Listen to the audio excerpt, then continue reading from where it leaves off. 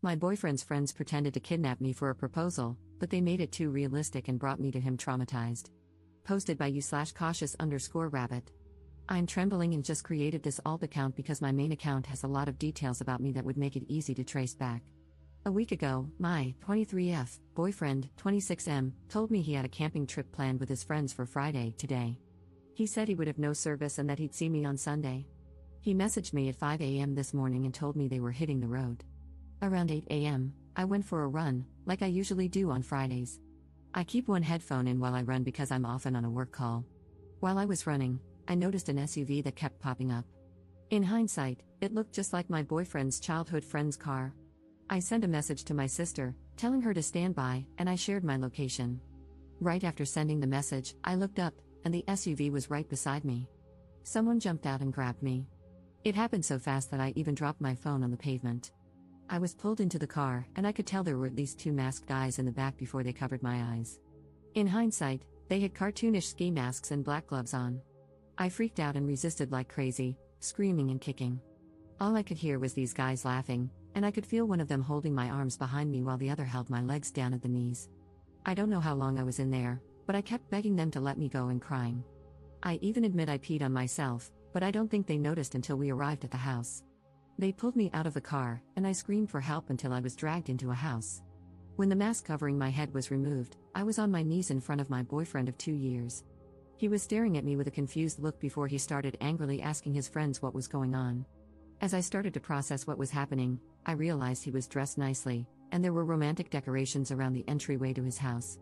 I recognized him in the setting, and I collapsed into sobs. I probably had a 5-minute panic attack in that car on the way there and another one sitting in the entryway to his house. I was sweaty, wearing soiled yoga pants, flushed with fear, and terrified for my life. That all happened about an hour or 2 ago.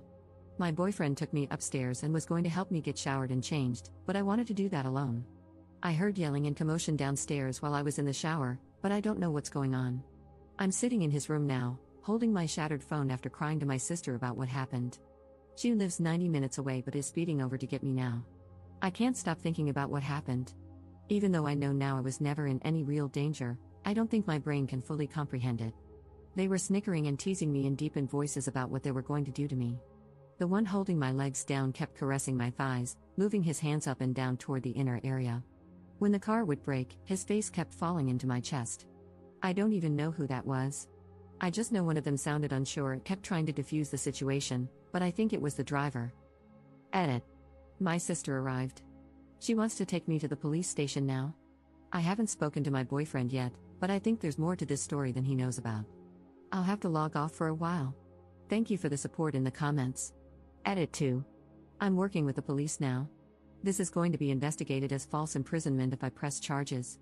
My sense of time was so warped. From where I was picked up to his house was about 7 to 10 minutes by car, but it felt way longer than that. As for the friends, the driver was his childhood best friend, whom I actually get along with well. He was in tears when he voluntarily arrived at the police station to give a statement. The other 2 were friends from his athletics class, which he started attending a few months ago. It seems like the 2 guys I didn't know wanted in on what was otherwise supposed to be something more innocent. The original plan was for them to pop out of the car in their funny kidnapping attire and hand me a letter explaining that I was being summoned by my boyfriend and that resistance was futile. It seems the plan changed as the 2 new friends wanted to shake me up a bit more and make it feel more real. Edit 3. I've had time to calm down and have had long talks with my sister. We are going to meet up with my I'm not sure yet, boyfriend for dinner tonight. He has been respectful of my requests for space but has been emotional whenever he thinks about what I went through this morning. His best friend contacted me repeatedly, apologizing for allowing it to get that far, but I asked him to stop, and he did. The best friend's fiancé reached out and has been supportive and apologetic, too. I'm astounded by the support I've received here and wish I could thank each of you individually. I've never had anyone other than my sister and boyfriend care for my mental well-being like this. Reddit is a very kind place sometimes. Update 2 weeks later. Hello, I apologize for going MIA. I saw my story posted on r/Bistov Redditor updates, so I finally logged back in. There's a lot I wish I could share with you all, but unfortunately, due to legal consultation, it's best I keep much of it private. In short, I'm healing. My now fiancé proposed to me privately last week. We've had many tough conversations, and his responses to everything reminded me how safe and loved I feel with him. He didn't ask for or endorse that type of plan. I've learned that the two friends I didn't know well were highly influenced by YouTube pranksters and social experiment channels. Also, one of them let us know he is on the spectrum and apologized for his role. I think that's all I can share for now. I am only consulting at the moment and may not press charges. Thank you so much for all the kindness and support. Opening my inbox today warmed my heart incredibly. Edit. There are a lot of people who disagree with me staying with my fiancé. I'm sorry I couldn't explain in detail how confident I am in him throughout this. Please read carefully before passing judgment, and I'm sorry I couldn't please everyone with my decisions. However, after further reflection, I think pressing charges is the best course of action. Maybe I'm a bit too tender-hearted, but I didn't want the former best friend to face consequences either. That said, it seems he has too. Second update 7 months later. Hello, concerned friends. I'm not sure if anyone still remembers me, but I wanted to give a final update as I close out this year. 2024 was crazy for me. I spent the entire year working on myself in therapy. I developed an obvious trauma response to being in public, especially when men would sneak up behind me or quickly exit cars near me. I also developed a fear that made life tough. I became very afraid of my fiancé's friends.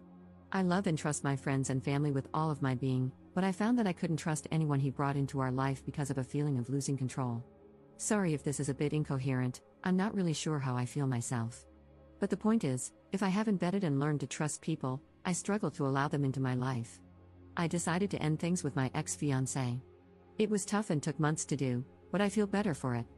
He is a great man, but there were behaviors from him and his friends before, during, and after the incident that gave me pause. The doubt and mental anguish were too much, and I just had to run away from it all. Shockingly to me, but not to my therapist, I feel immensely better now. It's almost like a switch went off, and being away from him has expedited my healing so much. I'm scared about being at my age and starting over, but I'd rather not be married at all than live in the stress I was in. Happy New Year, everyone. Also, an update on the legal side, the charges were dropped, and I was not mentally able to pursue anything further. I will say the lives of his friends have been stained, and I don't care to check the extent. I just know there was a breakup, and one was kicked out of their living situation over it all. Commenter. I'm autistic and an attorney. One of the great benefits of autism, in my opinion, at least, is that I can very clearly discern the rules of what's right and wrong, as well as what's legal. It's one of the reasons I'm on my state bar's ethics committee. We literally have the guidelines and laws written out. It's great, and yes, there are shades of gray and some room for interpretation, but not in this case. She was assaulted, battered, simply grabbing her counts, let alone groping her, kidnapped, and subjected to severe intentional infliction of emotional distress. I hope OP considers pursuing civil charges, even if going through the criminal system wasn't worth it for her. But I completely understand if she doesn't, as sometimes folks just need to move on. Being autistic doesn't make someone a jerk or prone to committing felonies, and it grinds my gears when people use the spectrum as a defense for shitty behavior.